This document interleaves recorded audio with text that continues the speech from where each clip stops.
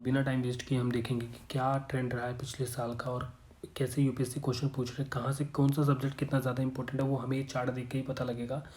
तो अगर आप यूपीएससी प्रीलिम्स 2023 दे रहे हैं तो प्लीज़ आप इस वीडियो को देखिए। अगर आप 2024 के लिए प्रिपेयर कर रहे हैं फिर भी इस वीडियो को देखिए, क्योंकि इससे आपको ट्रेंड एनालिसिस पता चलेगी आखिर क्वेश्चन आ कैसे रहे हैं, कहाँ से आ रहे हैं, कौन सा सब्जेक्ट सबसे ज़्यादा इंपॉर्टेंट है। तो सबसे ज़्यादा उन सब्जेक्ट की बात करेंगे, जैसे पॉलिटी की बात कर लेते हैं। पॉलिटी में देखो 10 क्वेश्चन इसने 2022 में पूछा है, बट ये सबसे कम पूछा अगर देखा जाए तो 2016 के बाद, है ना। 7 में पूछा था, फिर 10 में। बाकी इसका जो ट्रेंड रहा है 12, 22 और 15, 12, 18, 17 के बीच में रहा है। मतलब इस बार वो कम से कम नहीं तो 15 क्वेश्चन पूछ सकता है, ये हमें पता है एवरेज पॉलिटी का। तो हम पॉलिटी पॉलिटी हो गया हमारा। इकोनॉमिक्स को देखो जरा, 14, 14, 12, 17, 20, 17, 14, 16, एवरेज यहाँ से 16। एवरेज अगर देखा जाए ना तो यहाँ से 18 to 16 क्वेश्चन आ रहे हैं। मतलब पहली प्रायोरिटी हमें पॉलिटी को देनी है, दूसरी प्रायोरिटी हमें इकोनॉमिक्स को देनी है। तीसरे पे आ जाओ, एनवायरमेंट, 13, 16, 14, 10, 20, 13। क्यों इतना ज़्यादा क्वेश्चन एनवायरमेंट से पूछ रहा है वो हर साल? इसका एक रीज़न है। उसका रीज़न जो सबसे बड़ा वो ये है कि आईएफएस का जो पेपर होता है ना वो भी इसी के साथ होता है, जो इंडियन फॉरेस्ट सर्विस होती है वो भी इसी का साथ होता है। इसलिए एनवायरमेंट का जो बहुत ज़्यादा एवरेज हो चुका है। तो देख रहे हो आप एनवायरमेंट का कितना ज़्यादा हो रहा है, 15 तक आ रहा है। तो उसके बाद हमें एनवायरमेंट करना है। देखो मैं आपको सोर्सेज भी बताऊंगा, एक बार आप बस ट्रेंड एनालिसिस देख लो कैसे बढ़ रही है। साइंस एंड टेक की एवरेज देखो, 11, 12, 11, 14, 14, 15, 13, 14। मतलब एवरेज 15 क्वेश्चन वो हर साल पूछ रहा है। समझ रहे हो, 15 क्वेश्चन वो हर साल पूछ रहा है। तो अब देख लो साइंस टेक कितना इंपॉर्टेंट हो गया। ये आईआर से आ गया, कोई ऑर्गेनाइजेशन पूछ लिया, एनजीओ पूछ लिया, कोई स्कीम न्यूज़ में है पूछ ली, कोई अवेयरनेस प्रोग्राम चला हुआ है सोशल में वो पूछ रहा है। ये सारा यहाँ से 13 क्वेश्चन। तो यहाँ से 13 क्वेश्चन उसने पूछा है। अब आते हैं उन सर जो बहुत ज़्यादा एनोनिमस हो जाते हैं, वो हैं ये 3। भाई बहुत मेहनत करनी पड़ती है और इनका जो मेहनत के बदले जो हमें फल मिलता है वो इतना कम मिलता है, ऐसा मिलता है और मेहनत होती है इतनी। ठीक है। तो मेरा जो मानना होता है, मैं कैसे प्रिपेयर करता हूँ, जो मैंने मतलब मेरे को बहुत इफेक्टिव लगता है, मेरे लिए बहुत हेल्पफुल साबित हुआ, वो यही हुआ है कि देखो polity, economy, environment, geography, modern history, ये सब्जेक्ट ऐसे हैं जिन पे मैं अपनी बहुत अच्छी पकड़ बनाता हूँ हमेशा। मतलब पिछली बार से मैंने, तो मेरा इसी से होता है। ये 1, 2, 3, 4, ये 5 सब्जेक्ट ना आपको कट ऑफ से भी आगे लेकर चले जाएंगे। मजाक नहीं कर रहा, मैं आपसे रियलिटी बता रहा हूँ। फॉर एग्जाम्पल अगर आप 5 क्वेश्चन मॉडर्न हिस्ट्री से कर लेते हैं, ठीक है।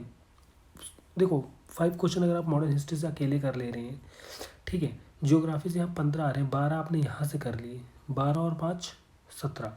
पॉलिटी से हर साल 15 आते हैं, आपने 12 कर लिए, 12 के आप 13 कर लोगे, ठीक है। 30 यहाँ से हो गए, यहाँ से भी आप 12 या 13 करोगे। इकोनॉमिक्स बहुत ईजी आता है, लोगों को लगता है इकोनॉमिक्स क्या हो गया क्या हो गया। 30 और 3 33 यहाँ से कर लोगे। एनवायरमेंट से आप चलो 10 कर लोगे, 43। साइंस टेक में 14 पूछ रहा है, आप 10 तो कर ही लोगे, 53। आईआर में 13 पूछ रहा है, आप 5 कर लोगे, मैं मान रहा हूँ, 53 और ये 57। यहाँ से अगर आप एक एक भी कर लोगे ना, एक एक एक, तब भी आप 120 स्कोर करोगे। अच्छा, ये तो हुई करने की, लेकिन वहाँ कहोगे यार वहाँ तो नेगेटिव मार्किंग भी होती है, फलाना होता है, ढिमकाना होता है। उसी के लिए आपको कह रहा हूँ कि स्टैटिक इतना अच्छे से कवर करके जाओ कि जहाँ पे टॉपर्स गलती नहीं करने वाले वहाँ आप भी गलती मत करो। आपका प्रीलिम्स तो निकले ही निकले कम से कम, ठीक है। अब मेरी बात सुनो, सबसे पहले आ जाते हैं सोर्सेज पे। सबसे पहले पॉलिटिकल जो सबसे ज़्यादा इंपॉर्टेंट मुझे लगता है, क्योंकि वो बहुत ईजी भी सब्जेक्ट है और बहुत आसान है उससे पढ़ना, बच्चे अक्सर उसको प्रेफर करते हैं। इसके लिए सबको पता है लक्ष्मीकांत पढ़नी है, तो लक्ष्मीकांत एक बुक है पॉलिटी की, वो आप लोग पढ़िए, इससे से आपका पॉलिटी पूरा कवर हो जाएगा, ठीक है। दूसरा इकोनॉमिक्स के लिए मैं मृणाल पटेल के नोट्स फॉलो करता हूँ और मैं आपको रिकमेंड करूँगा आप भी वही फॉलो करें, क्योंकि वो बहुत इफेक्टिव है। मोस्ट ऑफ द क्वेश्चन वहीं से फंसते हैं। अगर 15 आए तो आप वहाँ से 13 सॉल्व कर लोगे, ये गारंटेड है। एनवायरमेंट के लिए क्या करें, बहुत ज़्यादा डायनामिक है, बहुत टेंशन देता है ये सब्जेक्ट, लेकिन मैं आपको इसको क्रैक करने का तरीका बताता हूँ और मैं कह रहा हूँ गारंटेड। अगर यहाँ से क्वेश्चन नहीं मिले ना तो आप मेरे वीडियोस देखना बंद कर देना, ठीक है। एनवायरमेंट आप पीएमएफआईएस की बुक उठाइए, पढ़िए, एक एक क्वेश्चन आपका सॉल्व होगा और जो आएंगे वो भी वहीं से आएंगे। जिस तरीके से पॉलिटी के लिए लक्ष्मीकांत बेस्ट है, इकोनॉमिक्स के लिए मृणाल पटेल के नोट्स बेस्ट है, उसी तरीके से एनवायरमेंट के लिए पीएमएफआईएस के एनवायरमेंट की बुक बेस्ट है। अब बात करते हैं ज्योग्राफी और एग्रीकल्चर की, क्योंकि बहुत इंपॉर्टेंट पार्ट बन जाता है। क्या करें ज्योग्राफी एग्रीकल्चर का? देखो ज्योग्राफी एंड एग्रीकल्चर का आप ये कर सकते हैं, एनसीईआरटी पढ़िए क्लास 11th की, इंडियन ज्योग्राफी और physical geography, human geography class 12th की, इकोनॉमिक्स ज्योग्राफी क्लास।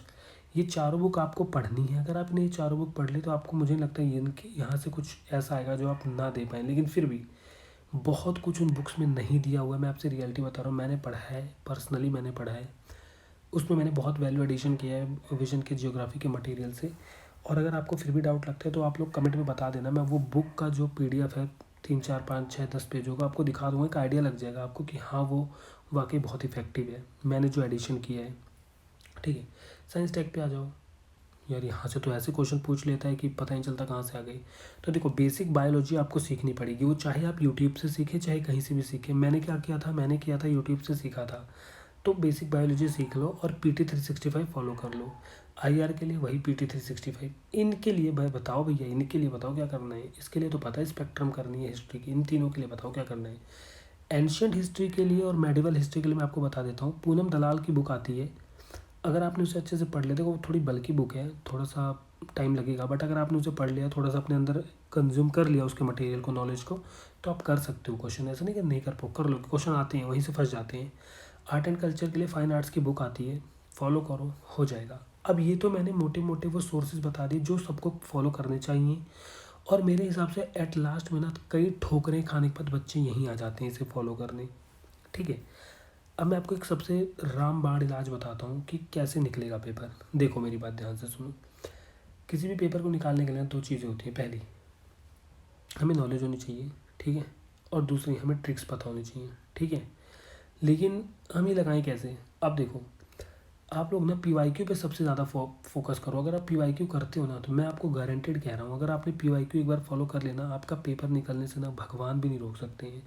मतलब ऊपर वाला भी आपका साथ देगा अगर आपने PYQ अच्छे से कर लिए तो प्लीज़ आप लोग PYQ पे बहुत फोकस करिए, प्रीवियस ईयर क्वेश्चंस को उठाइए और उनको बहुत अच्छे से फॉलो करिए 2013 से लेकर 2022 तक विद जो उनके ऑप्शन हैं उनको एनालाइज करिए।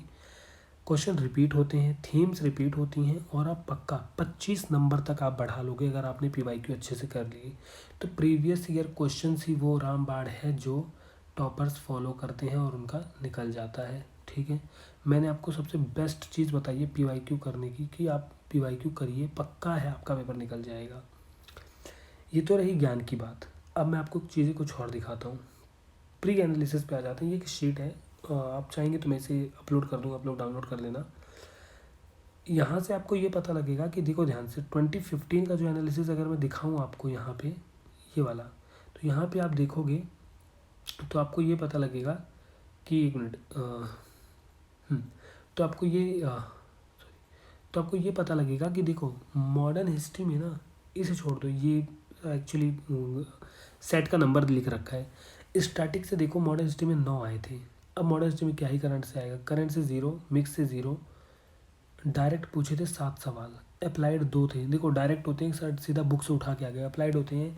अप्लाइड क्वेश्चन वो होते हैं जैसे मैंने बोला, मिस्टर एक्स 4 गली घूम के 5वीं गली से घूम के मिस्टर वाई के घर गया, और मैंने डायरेक्ट बोल दिया मिस्टर एक्स डायरेक्ट वाई के घर गया, तो अप्लाइड होता है, हमें अप्लाई करना पड़ता है वो कैसे कैसे गया।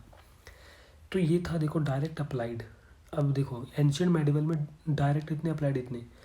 इस शीट को दिखाने का एक ही मतलब है, और मैं आपको लास्ट में ले चलता हूँ, ये देख लीजिए बस। अब देख लो, जो लोग कहते हैं ना कि बहुत कठिन है बहुत कठिन है, ऐसा कुछ नहीं है भैया। ध्यान से देखो, 2022 का पेपर है ये। स्टैटिक पार्ट देखो कितने क्वेश्चन आए हैं स्टैटिक से, गिनो इन्हें। 13 3, जल्दी जल्दी गिनो, 13 और 13 3 16, 16 11 27, 27 11 38, 38 और 15 53, 53 और 11 64, 64 और 16 64 और 16 70 80, 89, 89 क्वेश्चन सिर्फ स्टैटिक से आ रहा है भाई। करंट से 4, 1, 3 और ये एक। करंट से कितना आ रहा है, 4 5 6 7 8 9, 9 क्वेश्चन करंट से आ रहे हैं। अब ध्यान से देखना, अब मैं जो आपको बता रहा हूँ ना वो आपको फोड़ के रख देगा, और प्रीलिम्स आपका यहाँ से निकलेगा।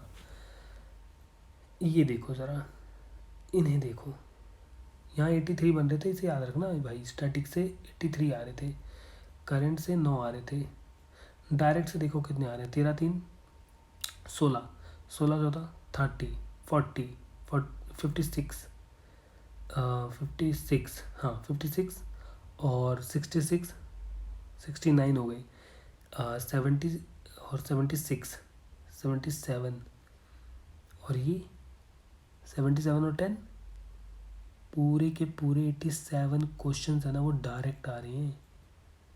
अप्लाइड देखो 1 2 3 4। अब मुझे इतना बता दो कि ये जो डायरेक्ट आए ये आप नहीं कर सकते हो। ये जो स्टैटिक पार्ट है, अगर आपने स्टैटिक पार्ट अच्छे से कवर कर लिया, ये नहीं कर सकते हो, ऑफ कोर्स कर सकते हो।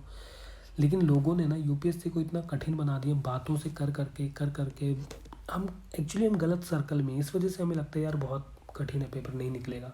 बट बेसिकली यहाँ देखो, अगर आप इन्हें इस आइडिया को देखो, इस आइडिया को देखो, ये नो क्लू का मतलब है जिसका क्लू नहीं मिला कहाँ से है, ठीक है। 3 13 15 17 14 15 जिसको ढूंढ नहीं पाए हम, बेसिकली वो के लिए हम हमें पता है वो कहाँ है सोर्स में, बस हम ढूंढ नहीं पाए वो कहाँ पे है, वो हमने नो क्लू में लिख दिया है बेसिकली, ठीक है। यहाँ पे आके देखो स्टैटिक और कॉन्सेप्चुअल में, आप लोग स्टैटिक कॉन्सेप्चुअल में अगर आप अच्छे से पढ़ के चले जाते हो ना यार, टेस्ट सीरीज़ 5-6 लगा लेते हो, सेक्शनल की एक सेक्शनल की लगा लेते हो, और सारी और फुल लेंथ लगा लेते हो 10-12 टेस्ट, मैं कह रहा हूँ कोई नहीं रोक सकता आपका पेपर निकलने से। तो यहाँ से आपको इतना तो पता लग गया कि यूपीएससी उतना कठिन है जितना लोग बताते हैं, ठीक है। इन दोनों को देखो, आपको पता लग जाएगा।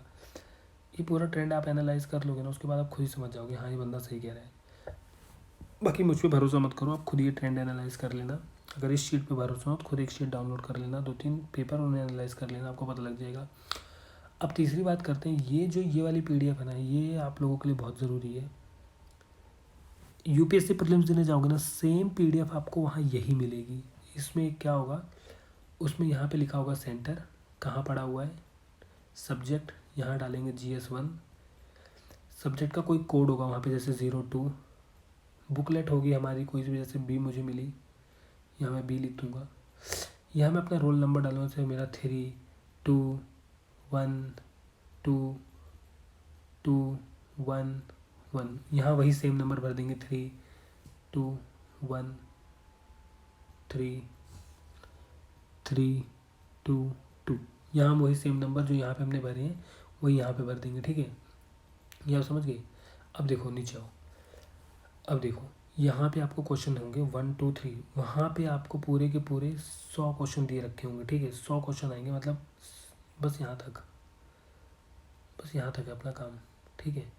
ये है ना, ये फालतू दे रखा है, ठीक है। ये चीज़ देखते जाओ।